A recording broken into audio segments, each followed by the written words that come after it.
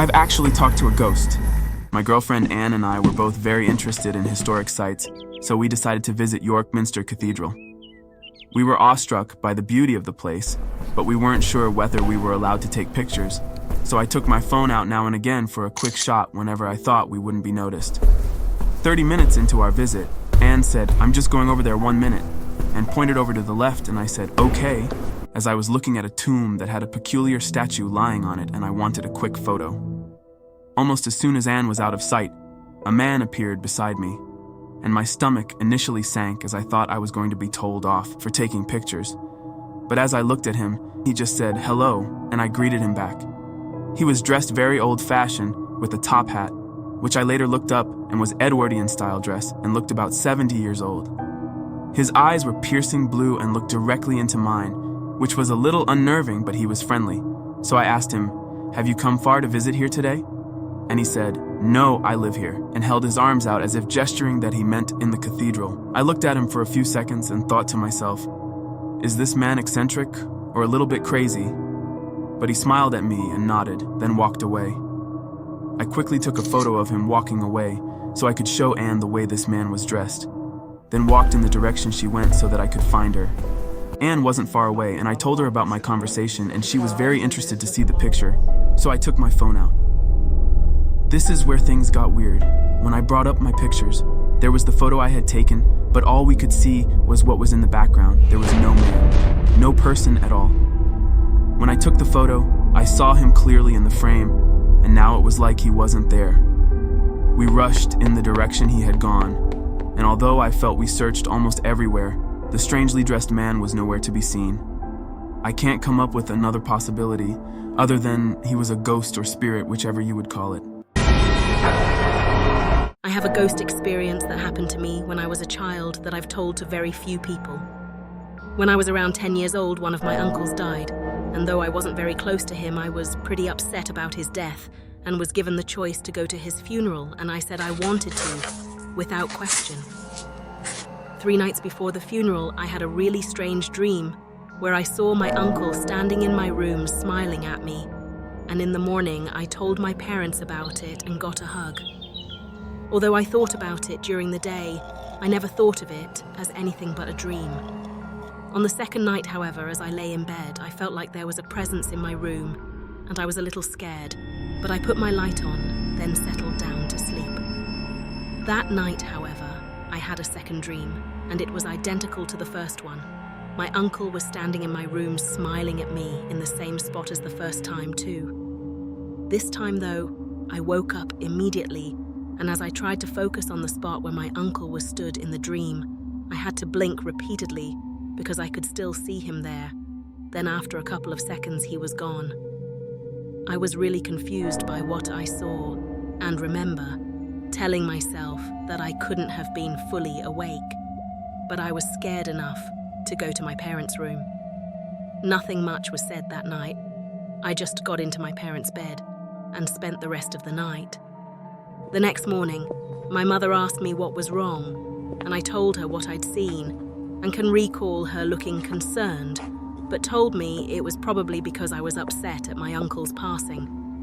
My mother asked again if I wanted to attend my uncle's funeral the next day, but I said, yes, I want to go. The night before the funeral, when going to bed, I was a bit apprehensive because of the previous 2 nights, but I managed to go to sleep. That night I had another dream of my uncle, but this time he was sitting on my chair in the corner of my room, and again he was smiling. He didn't seem to be moving, just looking at me. The next morning, I never mentioned anything to my parents, and they were busy preparing to go to the funeral, and my mother asked one last time whether I wanted to go with them, and I said that I did. It was my first funeral and didn't know what to expect, but although seeing other family members upset, it was seemingly going smoothly. Then, when we were sitting in the church listening to the service, I looked over to where my aunt, my uncle's wife, was sitting. I very clearly saw my uncle standing next to her, and I couldn't believe my eyes.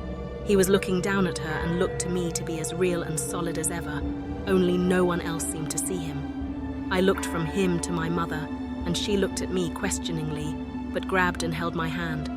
As I looked back to where my uncle had been standing, he was nowhere to be seen. I felt like I must have been going crazy, but I kept it to myself.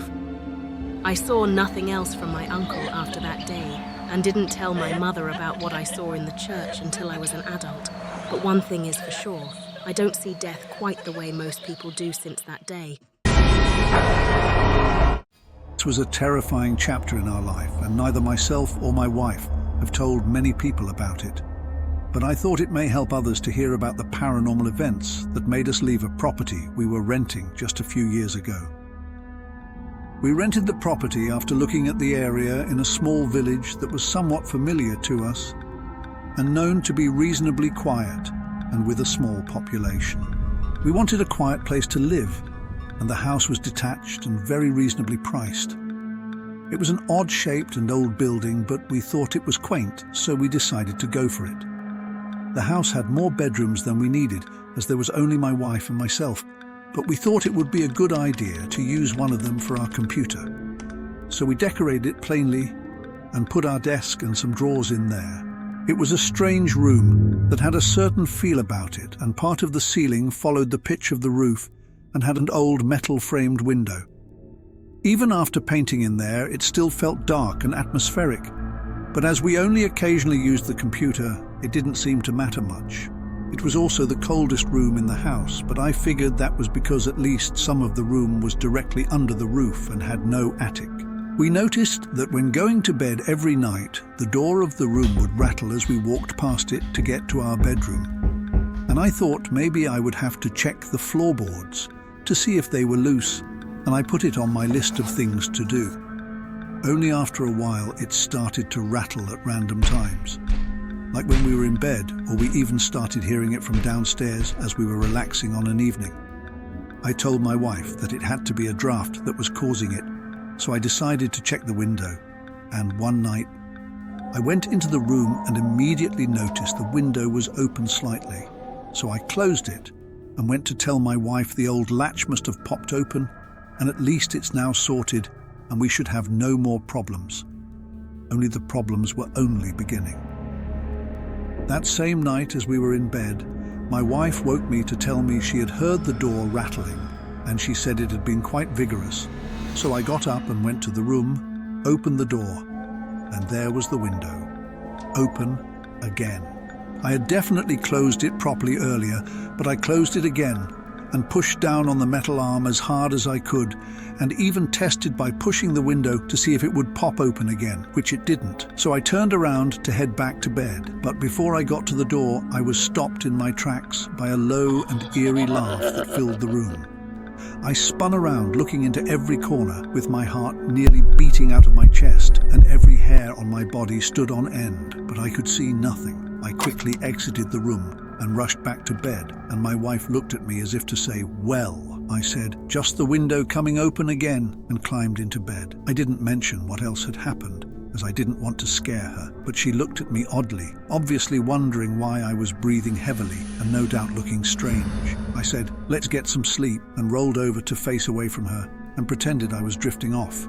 Of course I wasn't. I lay there with thoughts flying through my head. What the hell was that in there? And is that why the rent is so cheap? For the next couple of hours, I lay still, staring into the dark, listening intently. The next thing I knew, it was morning, so I had eventually fallen asleep. We got up and did our normal morning routine and got on with our day. I did notice, though, that my wife was quieter than normal, but I didn't want to ask why, because I was scared she would ask about what happened during the night. So I pretended to be jolly and tried to ignore the situation, as most men do. After work, we settled to eat and watch a movie, and I was still aware my wife wasn't being her chatty self. Then she turned to me and asked, "What did you see last night?" I said, "What do you mean?" And she answered, "I know something happened to you in that room, and I know something is in there." I thought I'd come clean and told her I hadn't seen anything, but I'd heard a laugh that sounded pretty scary. Then she went on to tell me that not only had she been woken on a few occasions by an evil laugh, as she put it, but that also she had seen a dark figure at the top of the stairs while I was at work that day. She said she had been telling herself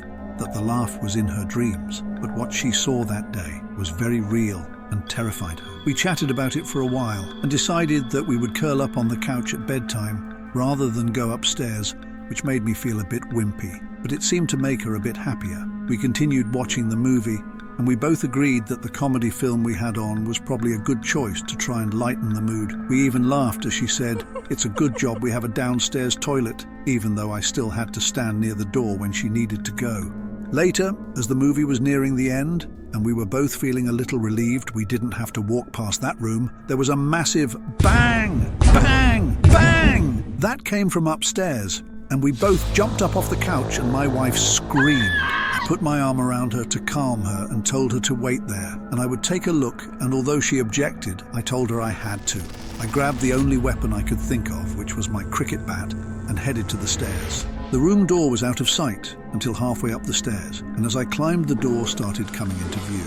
And what I saw made me freeze. Outside of that door was a black form, not human-shaped, not even any shape I recognized, but the feeling coming from it was totally menacing, and all I could think of to do was throw my bat straight at it. I watched as the bat passed straight through the thing and bounced off the door behind it, then dropped to the floor. Then that thing just slowly evaporated in front of me. We threw on our shoes, jumped into the car, and went to my mother's house where we spent the night. When I contacted the landlord to release us from the tenancy agreement, I told him some of the things that had happened, and although he never admitted it, I could tell he already knew there was something paranormal in that house.